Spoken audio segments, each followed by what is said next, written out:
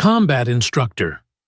42 years of service to the Galactic Academy of Applied Force, Velthari Division. I have trained soldiers from 11 different species. I have shaped warriors, broken egos, rebuilt shattered recruits into something useful. I have never, not once in 4 decades, felt genuine fear standing inside a training hall. Until today. Let me be very clear about something before I continue. I am not the kind of instructor who apologizes. I am not soft. I am not the type to sit in a circle and discuss feelings. I am a Velthari male, ash-gray skin, cheek plates that have taken real hits in real combat, a jaw like compressed stone, and a career record that made 3 separate generals cry during their evaluations. I am, by any reasonable measure, terrifying. So understand the weight of what I am about to tell you. The girl did not flinch. She did not cry. She did not stumble. She did not make any of the sounds that every other recruit in the history of this academy has made when a senior instructor delivers a correction strike. Not a gasp. Not a sharp breath. Not even a blink that lasted longer than it should. She just turned her head back. Slowly, like she was recalculating something. And she looked at me with those dark amber eyes, calm as still water, and she said, very quietly, "You should not have done that. But I am getting ahead of myself. Let me tell you how we arrived at that moment. Because the real story starts 2 weeks before she broke my arm. And it starts with a mistake I made. A mistake called underestimating Dava Mira. The intake class of Cycle 88 arrived on a standard transport, 43 recruits from 9 different species. The manifest came through to my personal terminal the night before their arrival, and I reviewed it the way I always do. Species, planet of origin, physical classifications, known behavioral profiles, standard procedure. When I reached the human entry, I almost skipped it. 1 human, female, age 19, planet of origin, Earth, specifically a mountain region in Central Asia. Name, Dava Mira. I remember pausing on the planet classification. Earth, Deathworld Class 7. High gravity, extreme temperature variance, biological diversity including apex predators that make some of our combat species look underfed. I noted it. Filed it mentally under. Be slightly more patient during physical conditioning. Humans adapt. They tend to surprise you in the field. What I did not file, what I completely failed to account for, was the psychological component. I met Deva Mira on the first morning of orientation. She walked into Chamber 6 with the other recruits, wearing the standard gray academy uniform that somehow looked slightly different on her. Not wrong, just different. She was not the tallest human I had seen, but she stood like she owned more vertical space than she occupied. Black hair pulled tight, amber eyes that moved around the room methodically, cataloging everything. High cheekbones, a jaw that sat firm and level. She was, objectively, striking. Several of my Yenthali recruits turned to look at her twice, which is notable because Yenthali are famously indifferent to other species. She did not look at me with awe. She did not look nervous. She assessed me. That was the word. She took me apart, visually, the same way I was doing to her. And when our eyes met, she gave a small nod, like we had reached some private agreement neither of us had spoken aloud. I did not like that. I began the orientation speech I have given 88 times. I told them this academy does not care where they came from. I told them their previous achievements are irrelevant. I told them this training will reduce them to raw material and rebuild them into something worth keeping. Standard speech. Efficient. Effective. Halfway through, Dava Mira raised her hand. I stared at her. Recruits do not raise hands during orientation speech. This is known. This is understood without being stated. What? I said. What is the injury rate for this program across all species per cycle? She asked. Her voice was even, not challenging, genuinely curious, like she was reading data she needed to factor into something. High enough, I said. Percentage? 41.3, averaged across the last 6 cycles, said Instructor Pell from the side wall, helpfully, because Pell has no survival instincts. Davamira nodded again, filed it away somewhere behind those amber eyes. Thank you, she said, and sat back, and gave me her full attention again. I continued my speech, but I was watching her differently now. The first 2 weeks were standard. I pushed the recruits through physical conditioning sequences designed to establish baselines, force output tests, reaction timing, pain threshold assessments, endurance runs through the variable gravity corridors that most recruits hate more than anything else we do to them. The corridors cycle between 0.8 G and 2.4 G in unpredictable intervals, and you learn very quickly what your body is actually made of when the floor suddenly weighs 3 times what you expected. Most recruits stagger. Many fall. 2 from cycle 88 had to be carried out on the first day. Davamira walked through that corridor with a slight adjustment in her gait at each transition. That was all. A small shift in how she distributed her weight, like she had done this before, like her body already knew the math of changing gravity without being told. She finished 17 seconds ahead of the second-place finisher, who was a Keth male, and Keth males have leg density that makes them structurally superior for high G environments. Their homeworld sits at 1.9 standard. I reviewed the data twice. Then I went back and checked Earth's baseline gravity. 1.0 standard. She had no physical reason to handle 2.4 G better than a Keth. I flagged her file and said nothing. She performed competently in every session after that. Not explosively, not dramatically. Competently and quietly. She listened. She repeated demonstrations accurately. She helped the Yenthali recruit beside her, a young male named Suri, who kept twisting his footwork wrong, by demonstrating the correct stance 4 times with patient repetition until he understood.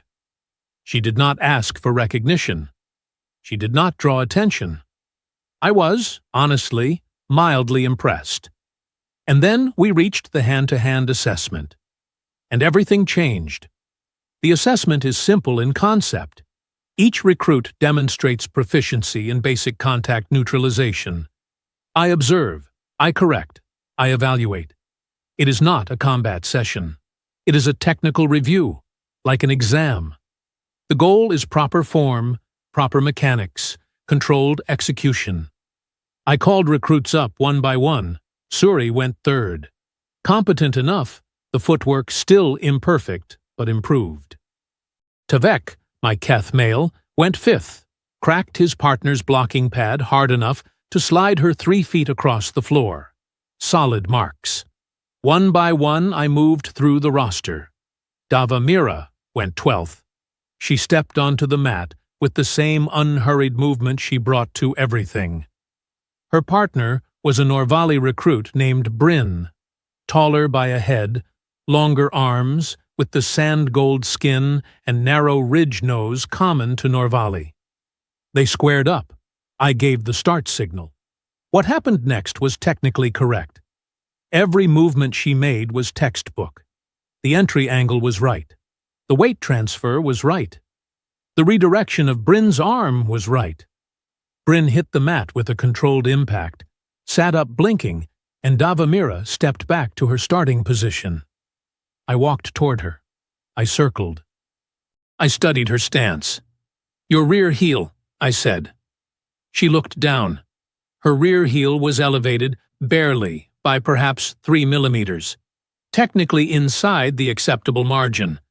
I knew it was inside the acceptable margin. She knew it was inside the acceptable margin. Everyone in that hall knew it. "Bring it down," I said.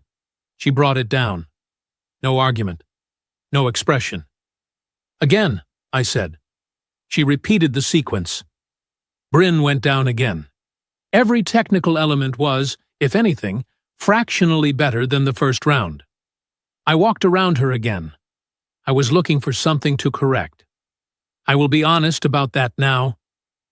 I was looking for a reason to push her, to find the crack in the surface, because everything about her composure had been making a small, irrational irritation accumulate behind my cheek plates for 2 weeks. 43 recruits. Not one of them had this quality she carried, this absolute refusal to be rattled. I had seen experienced soldiers crack under basic observation pressure. She was 19 years old, and she looked like she was doing laundry. Routine, familiar, unstressful. I stopped in front of her. "You are holding back," I said. She looked at me.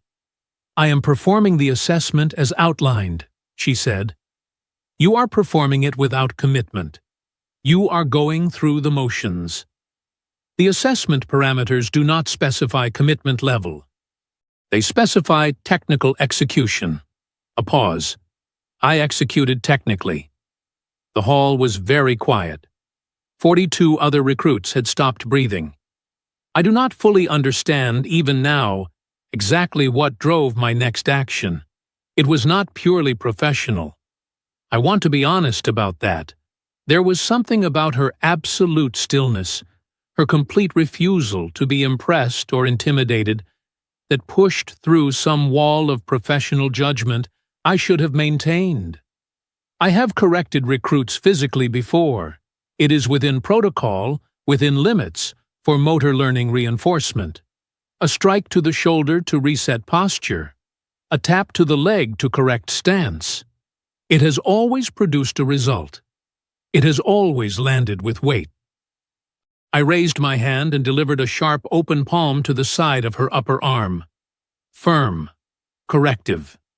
Within protocol boundaries. The kind of strike that makes a Keith recruit stumble sideways and reassess their life. The kind that makes a Yenthali go pale along their cheek markings. The sound of the impact was correct. The force was correct. Dava Mira's arm moved approximately 4 centimeters. She turned her head toward me, slowly, the way a mountain turns, the way geology happens. Those amber eyes found mine, and she said it quietly, without heat, without dramatics, like she was simply reporting a fact. "You should not have done that." The temperature of the room dropped by about 15 degrees. Subjectively, it did not actually drop. But every single recruit in Chamber 6 would tell you later that it did. I held her gaze. I was the senior instructor. I was Velthari. I had ash-gray skin and cheek plates and 42 years of breaking people down. I did not look away from recruits, but I noticed something in that moment that I had not noticed before. I noticed that she had not shifted her weight defensively. She had not braced. She had not retreated 1 millimeter. She was standing exactly as she had been standing before I struck her. Rear heel flat on the mat, weight centered, hands loose at her sides. She was not afraid of what I might do next. She was warning me about what she might do next. "Demonstrate commitment," I said. My voice was level, professional. I was the instructor. I was in control. "As you like," she said. She turned back to Bryn. She reset her position. She waited for my signal. I gave it. What followed was not the laundry she had shown me before. What followed was something else entirely. Something that made Bryn hit the mat in a way that was still controlled, still within protocol, still not genuinely harmful, but vastly, categorically different from what I had seen in round 1. The speed differential alone made several recruits flinch. The force redirection was not textbook anymore. It was art. No, that is not the right word. It was honest. It was what her body actually knew, stripped of the careful limitation she had been applying like a filter. Bryn was on the mat for almost 4 seconds longer than previous. Davamira stepped back to her position. She looked at me again. "Sufficient commitment?" she said. Still quiet. Still even. The small irrational irritation behind my cheek plates had been replaced by something heavier. Something I had not felt in this hall in a very long time. I dismissed her. I continued the assessment. I moved through the remaining recruits with professional efficiency, noting everything, correcting where needed. But my mind was already calculating, because I knew something now that I had not known before I struck her. She had been holding back the entire time. From day one. Through every session, every test, every corridor run, and baseline evaluation. She had been showing me exactly as much as the assessment required, and not one fraction more, which meant I did not have her actual baseline, which meant I had no idea what I was actually looking at. I reviewed her planet classification that night. Earth, Deathworld Class 7. I went past the surface data this time. I went further in. I pulled historical conflict records, anthropological studies, environmental survival data, everything the Academy database held. I sat in my office until the second hour of night cycle, reading. When I finally closed the terminal, I sat in the dark for a while, thinking about that quiet warning she had given me, the tone of it, the complete lack of anger in it, the patience of it. You should not have done that. Not a threat. Not a reaction. A statement of fact from someone who already knew what came next and was giving me one single opportunity to choose a different outcome. Tomorrow, I told myself, I would find out exactly where her actual ceiling was. The day after tomorrow, she would break my arm. I did not know that yet. Morning came with the kind of artificial light that the Academy pumps through every corridor at precisely the same intensity. Every single cycle, regardless of what happened the day before. The lights do not care about your existential dread. The lights do not care that you sat in your office until second hour reading classified Deathworld data and questioning your career choices. The lights simply come on, and you get up, and you go back to the hall, because you are Senior Instructor Vorath. And that is what you do. I arrived at Chamber 6 14 minutes before the recruits. I set up the session differently that morning. Moved the observation markers, adjusted the mat boundaries, cleared extra space along the east wall. Pell arrived 8 minutes later, saw the configuration, and gave me a long look with his pale blue eyes and smooth, earless head tilted at that angle he uses when he thinks I am about to do something inadvisable. "Standard session?" Pell asked. "Advanced pressure assessment," I said. "For which recruits?" "1." Pell looked at the cleared east wall again. "The human?" "Yes." He was quiet for a moment. "Vorath. I reviewed the night log this morning. The impact data from yesterday's assessment. Her arm registered 0.3 lateral displacement from a correction strike." "I know. 0.3. Against a Velthari senior contact. Do you want to think about what that number means?" "I have been thinking about it since second hour last night, Pell." He nodded slowly. "Then you know what she is." "I know what her planet made her," I said. "I want to know what she made of that." Pell looked like he wanted to say several more things. He decided against all of them, moved to his position along the side wall, and stayed quiet. That is why Pell has lasted this long beside me. He knows when the conversation is finished. The recruits filed in at the designated time. 43 bodies in gray, arranging themselves in their standard formation. I watched them come in, the way I always do, scanning faces, reading body language, noting who slept well and who did not. Suri looked nervous, which was his default state, and probably always would be.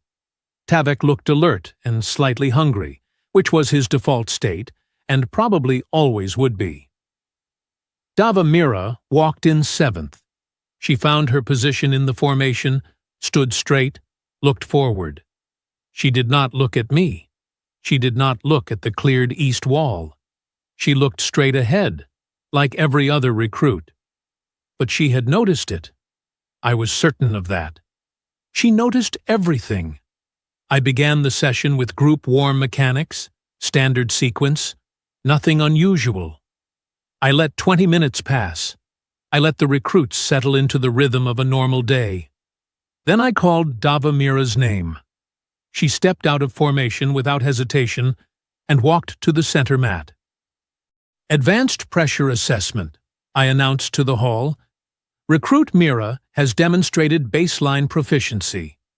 We move now to resistance evaluation. I looked at her. Today, you will not perform for the assessment. Today, I want to see what you actually are. She held my gaze. Define parameters, she said. No defined parameters, I said. That is the point.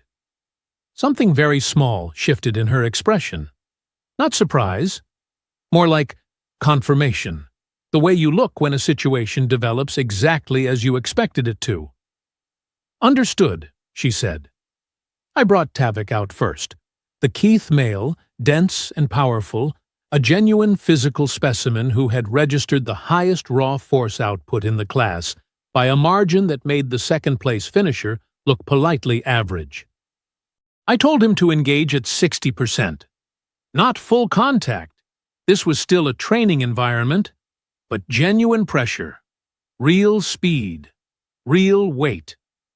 Tavik looked at Dava Mira with the kind of confidence that comes from being the biggest thing in every room you have ever entered. He squared up. He rolled his shoulders, the way Keth males do before contact, an ingrained species habit, like they are reminding their skeleton what it is for. She watched him do it. I gave the signal.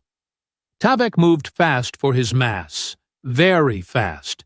He closed the distance with his lead shoulder dropping, a driving entry that had put 3 recruits on the ground with enough force to rattle their back teeth. It was a legitimate technique. Heavy, committed, correctly executed. Dava Mira moved off his line. Not away. Off. Sideways and slightly forward toward his inside, which is exactly the wrong place to go if you are thinking about safety, and exactly the right place to go if you are thinking about position. Tavik's momentum carried him past the space she had just vacated. Her hand found his wrist. Her hip dropped beneath his center. His own forward drive became the mechanism of his falling, and Tavik, all 230 pounds of solid Keith male, went over her hip and landed on his back with a sound like a bag of dense rocks greeting the floor. He lay there for 2 seconds. Then he sat up. He looked at her. He looked at me. Again? I said. Again, he confirmed, and got up, and they ran it 4 more times, and she put him down 4 more times with 4 different entries. None of them repeated, each one using exactly as much of Tavik's own force as was available and adding almost nothing of her own. It was efficient beyond what efficient usually looks like. It was quiet, and it was fast, and it was deeply, profoundly unsettling to watch. By the 5th repetition, the rest of the class had stopped pretending to practice their own drills. They were watching. Even Tavik was watching, from the mat, blinking. I called a halt. I dismissed Tavik. I stepped onto the mat. She looked at me. She said nothing. You are going to resist a senior instructor, I said. Not full contact. Controlled demonstration. You will apply genuine effort to prevent me from executing a single standard takedown. You will stop only on my signal or your own reasonable judgment. Understood? Understood, she said. I want to tell you that what followed was a controlled and professional demonstration that went exactly as planned. I want to tell you that I executed my technique cleanly, and she resisted competently, and we both learned something useful and then moved on with our day. I cannot tell you that. What I can tell you is that I made my entry correctly. I have made that entry 10,000 times. My weight distribution was right, my angle was right, my lead hand found the correct position at her collar.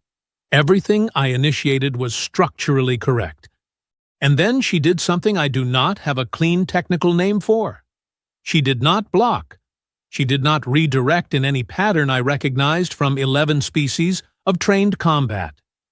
She moved with me in a way that accepted my entry completely, let it arrive fully, and then simply was not in the position my technique required her to be in. My lead hand found her collar, and she had already turned into the grip, so my own elbow was now pointed somewhere inconvenient. My weight was committed forward. My center of gravity had passed the point of easy return. I had less than 1 second to make a decision. I chose incorrectly. I pushed forward, trying to recover the technique with added drive. It is what you do when a technique starts failing. You commit harder. You push through. This was the mistake. Her hand came up. Not fast. That is what I remember most clearly. Not explosively fast. Patient, fast. The kind of fast that has been waiting in exactly that spot for exactly that moment to arrive. Her fingers closed around my forearm just above the wrist. Her other hand found the back of my elbow. Her body dropped 1/2 inch, which does not sound like much, until you understand that 1/2 inch in precisely the right direction with precisely the right lever position changes the entire geometric reality of where force goes. There was a sound. Dry. Sharp. Definitive. And then there was pain, which I will not describe in detail because I am a senior instructor, and there are limits to what I will commit to the record. What I will say is that the pain was immediate, complete, and entirely convincing. I did not fall. I want that noted. I did not go down. I stepped back, controlled, and I brought my arm against my chest, and I stood there in the center of Chamber 6, while 42 recruits made absolutely no sound at all. Dava Mira stood 2 feet away from me. Her stance had not changed. Her breathing rate appeared to have not changed. She was looking at my arm the way a technician looks at a report that came out exactly as the model predicted. "I told you," she said quietly. That was all. No triumph, no anger, no performance of any kind. Just the same simple statement of fact she had given me the day before, now completed. She had told me. I had not listened. The math had resolved accordingly. Pell was already moving from the side wall. Across the hall, recruits were finally breathing again, in small, careful increments, like they were not sure the air was safe yet. I looked at Dava Mira. My arm was broken. Specifically, the radius, clean fracture, confirmed later by the medical bay in approximately 4 minutes. I was standing in my own training hall, broken by a 19-year-old human girl who had warned me twice and been ignored both times. And what I felt, standing there, was not anger. I want to be precise about that. It was not humiliation either, not exactly. It was something more complicated, something that took me several days to correctly identify. It was respect, arriving the hard way, which, if I am honest, is probably the only way I have ever genuinely received it. "Medical bay," Pell said, appearing at my shoulder with the calm efficiency of a person who has worked beside disaster for many years. In a moment, I said. I looked at Davamira. She was still standing in the same place, watching me with those amber eyes, waiting, still patient, still unhurried, still exactly as calm as she had been from the first morning she walked into this hall. "Where did you learn that?" I asked. She considered the question. "Mountains," she said, "and necessity." I nodded. "Sit down. All of you, sit down." The class found the floor with the speed of people who very much want to not be standing targets right now. "I am going to the medical bay. Instructor Pell will continue the session." I looked at Davamira one more time. "When I return, you are going to teach the entry you just used to the rest of this class. All of them, step by step. You will not rush. You will not skip anything. You will teach it the way you know it." She blinked. It was the first time in 3 weeks I had seen something genuinely surprise her. "You want me to teach?" "You just demonstrated you are more qualified to teach that technique than I am," I said. "In this academy we do not ignore data. We incorporate it."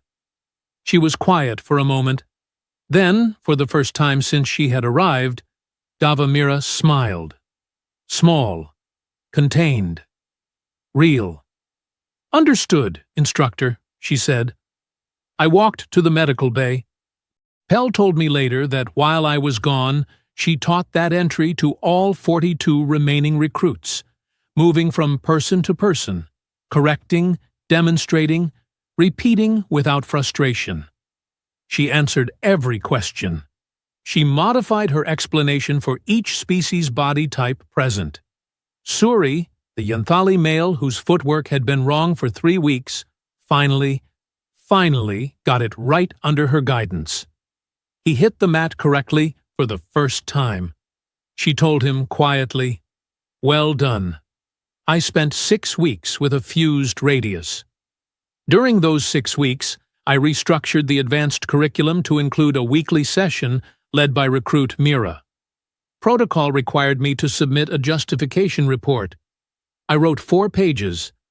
The summary was simple. She is the most complete physical combatant I have assessed in 42 years of instruction. Her instinct for leverage, timing, and opponent mechanics is not trained. It is foundational.